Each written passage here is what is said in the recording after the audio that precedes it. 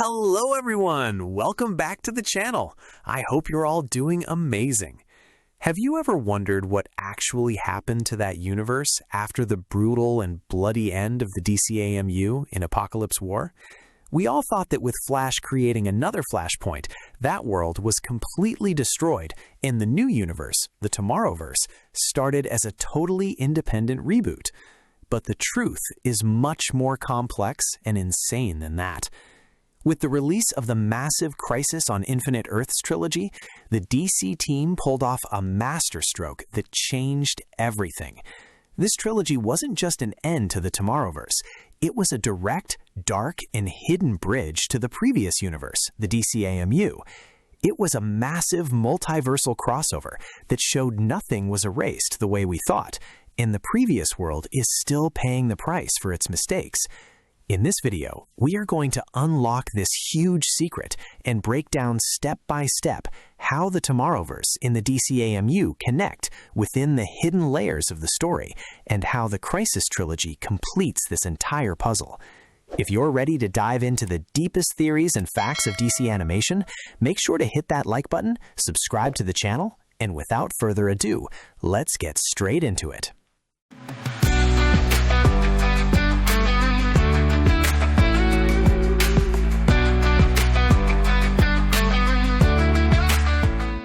To understand how these two worlds lock together, we first need to go back and see what happened in the previous universe, the DCAMU, also known as the animated New 52.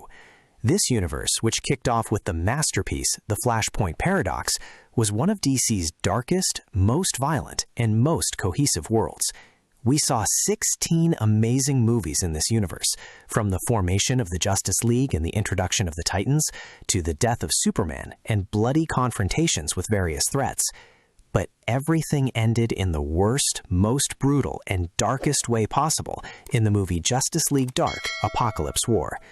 Darkseid launched a horrific assault on Earth, massacring or cyborgifying almost all of our favorite heroes. Superman was left powerless, Batman was brainwashed, and Earth became a completely devastated wasteland. The remaining heroes managed to defeat Darkseid by the skin of their teeth, but Earth was no longer habitable. The lands were scorched, billions of humans were dead, and Earth's core was collapsing. In the final seconds of that movie, John Constantine told Flash, Barry Allen, that there was only one way out. Barry had to travel back in time again and create another Flashpoint to reboot this entire universe, so this nightmare would never happen. Even though Barry knew how heavy the price would be, he started running. We witnessed a blinding flash of white light, and everything ended. We all thought that by doing this, the previous world was completely wiped out, and from its ashes, the new and brighter Tomorrowverse was born. But this was just the beginning of a much bigger multiversal disaster that nobody saw coming.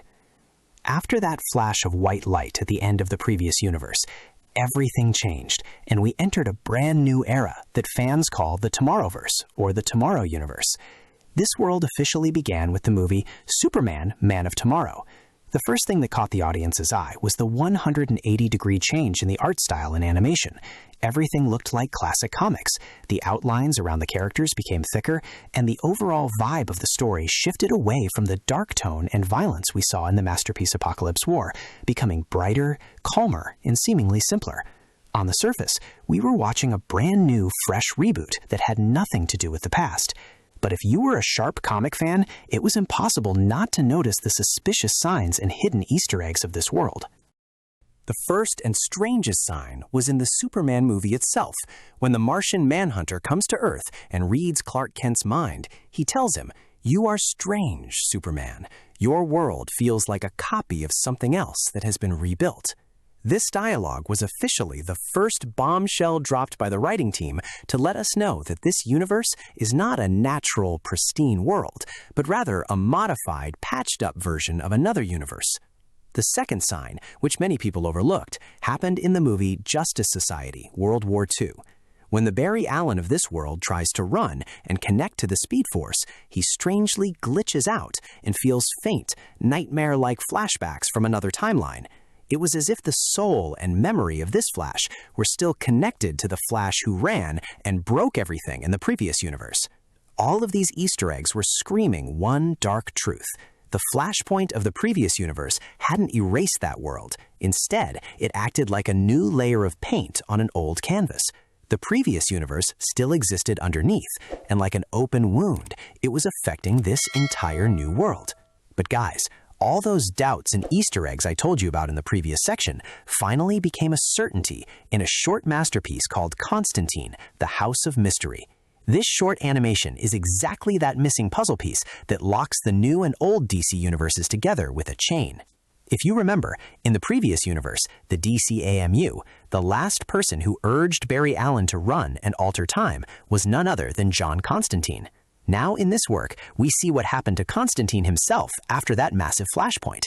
The story begins with John opening his eyes and finding himself in a mysterious and strange house called the House of Mystery. At first, he thinks everything is normal, but it doesn't take long before this house turns into an eternal and endless hell for him. Every time John wants to rest or find a way out, demons and altered versions of his friends attack him in the most brutal way possible and tear him to pieces. Constantine dies over and over again in the most painful ways, only to wake up alive in the exact same room, an endless cycle of death and torment. But why? What was Constantine's crime? In the midst of all this torment, suddenly DC's powerful cosmic entity, the Spectre, appears. The Spectre's dialogue in this scene is the main key to the watch time and the understanding of this video. The Spectre turns to John and tells him in an angry tone, "You and Barry Allen, by forcing the universe to reboot, have committed the ultimate multiversal sin. You broke the natural law of the universe." This is where we realize a shocking truth. The Tomorrowverse that we were comfortably watching was actually a cosmic punishment and a massive mistake. The Spectre reveals that when Barry Allen ran to fix the ruined world of Apokolips War, that universe and its memories weren't completely destroyed. In fact, that destructive energy and that great sin of altering time entered the very veins of this new world, the Tomorrowverse, like a virus. The Spectre tells John that because of this foolishness, the entire multiverse and all parallel universes are in danger of absolute destruction, and the Tomorrowverse is a patched-up version made from the remnants of that same previous world, which is now moving towards a total freefall. At the end of this animation, the Spectre releases John Constantine from that house, but not as a reward, rather as the beginning of a forced and painful mission. He throws John right into the heart of the Tomorrowverse, so he can see with his own eyes how the alteration of time is driving all worlds towards destruction. This animation officially proved to us that the Tomorrowverse and the DCAMU are not two completely separate timelines, but rather the Tomorrowverse is the illegitimate and damaged child of that same bloody flashpoint at the end of the previous universe. And now, everything is set to connect to the biggest and most cataclysmic DC animated event, the Crisis Trilogy, where this multiversal cancer cell finally bursts open.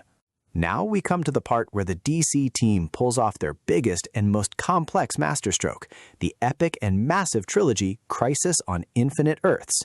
If before the release of this trilogy, the connection between the old universe, the DCAMU, and the new universe, the Tomorrowverse, was just a matter of theories and Easter eggs, in these movies, everything turns into an absolute, shocking, and of course, deeply bitter certainty. The story starts when a terrifying cosmic entity named the Anti-Monitor decides to destroy every single universe in the multiverse with a wave of antimatter and turn them to ash. On the surface, the heroes of the Tomorrowverse are fighting for their own survival, but as the layers of the story unfold, we face an insane truth. This destruction of the entire multiverse was not a random event or a cosmic whim by the Anti-Monitor at all. This major crisis was actually the direct reflection and consequence of the exact same flashpoint that Barry Allen executed at the end of the movie Apokolips War. In this trilogy, it is revealed that the alteration of time by the flash of the previous universe had created a massive rift and a cancerous tumor in the fabric of the multiverse's space and time. The Tomorrowverse was built like a thin shell over the shattered remains of the previous universe, and now that destructive energy has overflowed and is dragging the entire existence down with it. Now, why did this happen? Barry Allen actually goes back to Darkseid's childhood to kill him, but he fails to do so. However, John knew in advance that this might happen and that Barry might not kill Darkseid. Therefore, he executes an ancient spell beforehand and places it inside Barry's body before Barry triggers the flashpoint, though Barry Allen himself is completely unaware of it.